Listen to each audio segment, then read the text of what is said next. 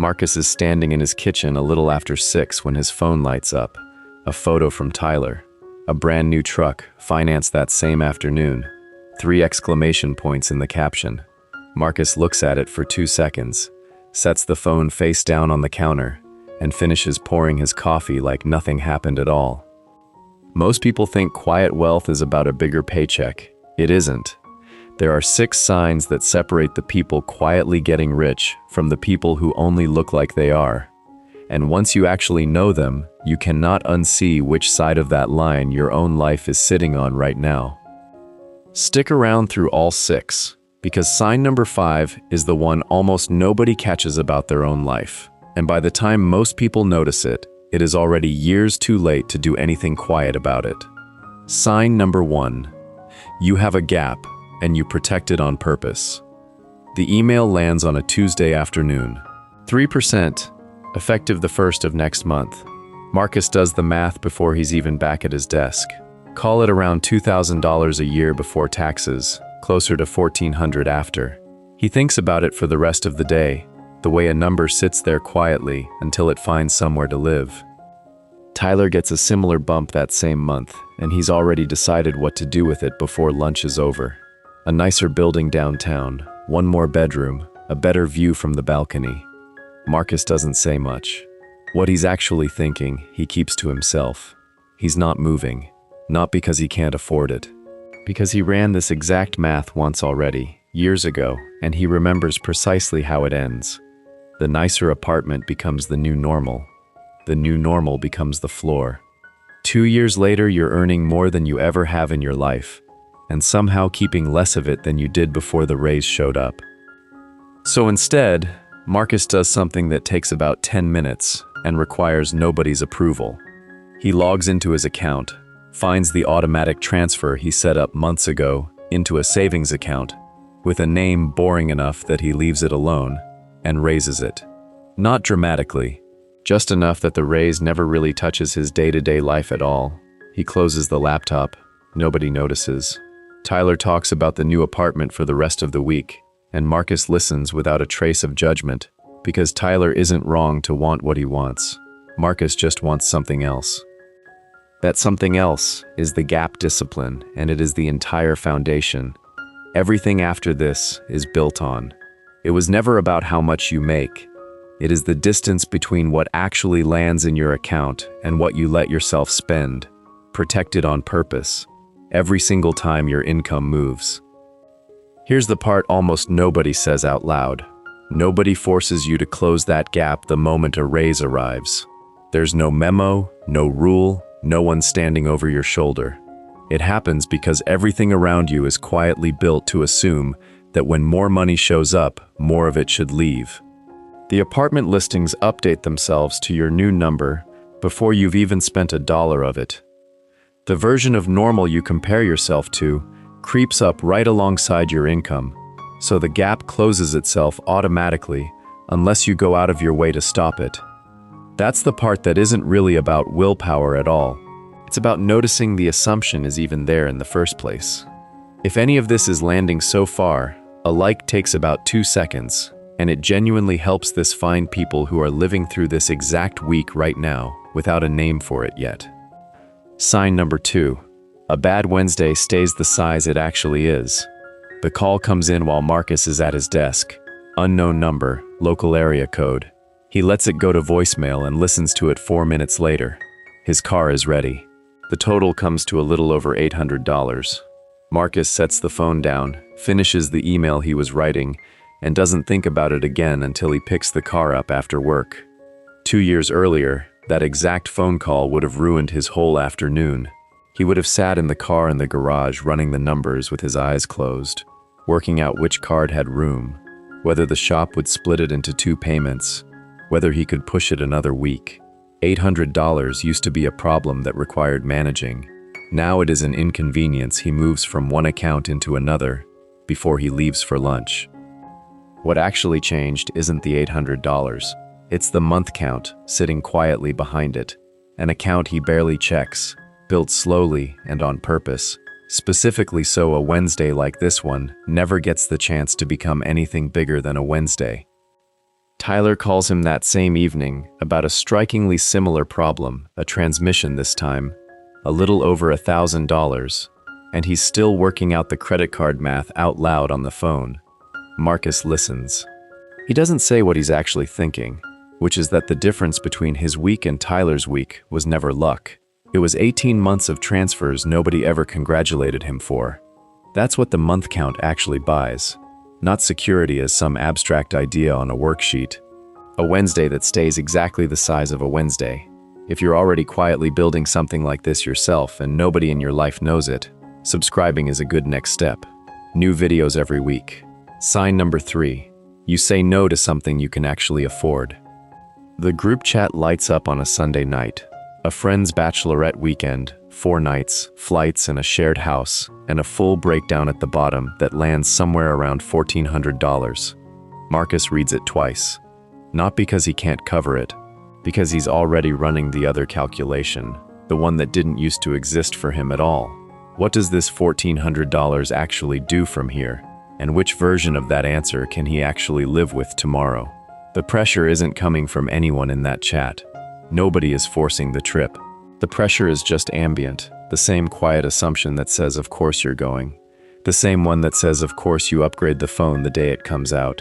Of course you spend the tax return on something that photographs well. That assumption used to run Marcus's entire financial life, without him ever noticing it was in charge of anything. What changed is the pause, a beat between wanting something and doing anything about it. A beat that simply did not used to be there. So on Monday morning, Marcus sends a short, kind message opting out. And by Wednesday, nobody has mentioned it again. He moves what he would have spent into his retirement account instead. It takes about 4 minutes. Nothing marks the moment as important except the quiet fact that he actually did it. This is the option count, building in the background one declined purchase at a time.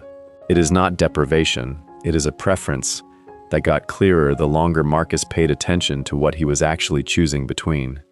If you've caught yourself doing this exact math lately, drop where you landed in the comments. It helps to know this isn't only happening in one kitchen. Sign number 4. Your money is working while you're not thinking about it at all.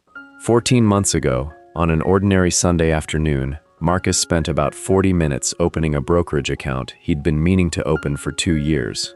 He linked his checking account, scheduled a transfer of $500 for the first of every month into a plain, unglamorous index fund, and closed the laptop. There was nothing dramatic about any of it. He made lunch and went on with his day, exactly the way he would have anyway. Since then, he's thought about it maybe a dozen times. Once, when the market dropped sharply over a single week and his phone filled up with notifications he never asked for, he opened the app, saw the number was down, closed it again, and let the transfer go through on schedule anyway, the way it always does. Once, a few weeks ago, unable to sleep, he opened it at 2 in the morning just to look, and the balance was higher than the month before, and higher than the month before that, without him doing a single additional thing to make that happen. He's put in about $7,000 over that stretch. The balance sitting there now is higher than $7,000. The difference between those two numbers is the part Marcus didn't do himself. That's the accounting running quietly in the background, indifferent to whether he's paying attention, panicking, or asleep at 2 in the morning. Tyler picked individual stocks for a while during that same stretch, checked them most mornings before coffee, sold a chunk during the worst week out of pure discomfort, and bought back in 2 months later at a higher price than he sold at. He doesn't bring it up anymore. Marcus doesn't either. Publicly available data on this is almost boring in how consistent it is. Broad market index funds, held through the bad years along with the good ones, have historically returned somewhere close to 10% a year on average over long stretches of time. Nobody can promise that continues. But the version of investing that requires staying in when everything in you wants out has never actually required genius. It has required one thing, and it's the one thing most people find hardest to do on the exact days it matters most. If this helped clarify something you've been circling for a while, send it to someone who's asking themselves the exact same questions right now. Sign number 5. You've stopped measuring your life only in dollars. An offer comes through on a Thursday afternoon.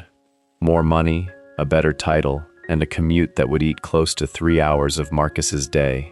Round trip, every single day it applies. He doesn't say yes. He doesn't say no either. Not right away. He goes home, makes dinner, and sits with it the way he's learned to sit with these decisions now, without forcing an answer before it's actually ready to arrive. By Friday morning, it's clear. He turns it down. A short, polite email, nothing dramatic about it, and his Friday continues exactly as planned.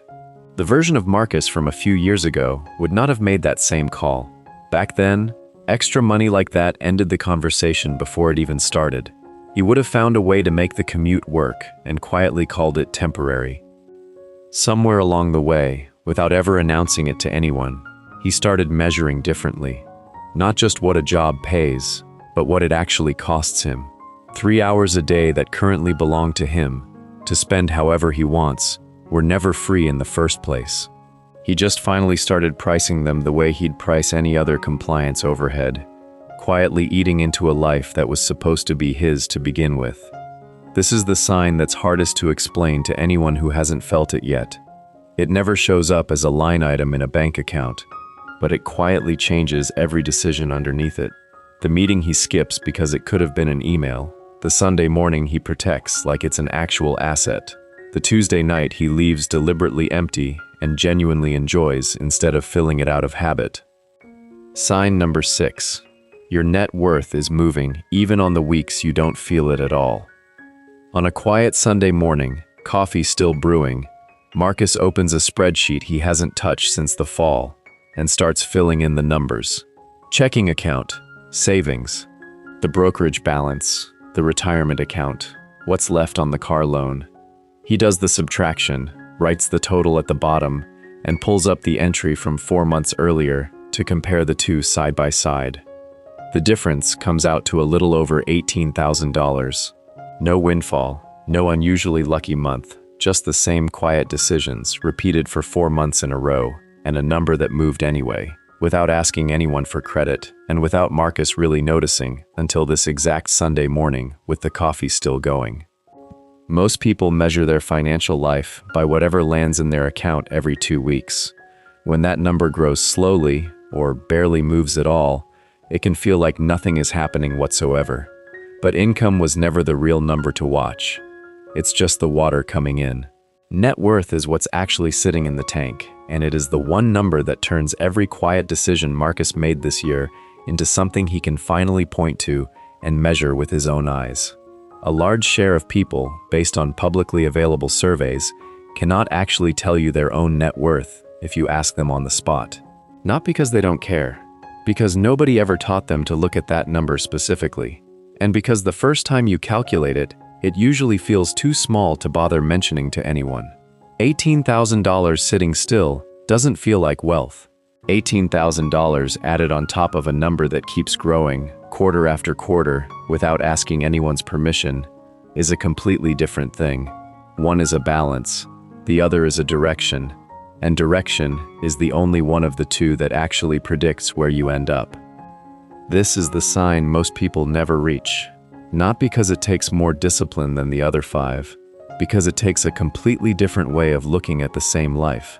And once you start tracking it, the gap, the month count, the option count, the accounting, they stop being 5 separate habits and start being one thing.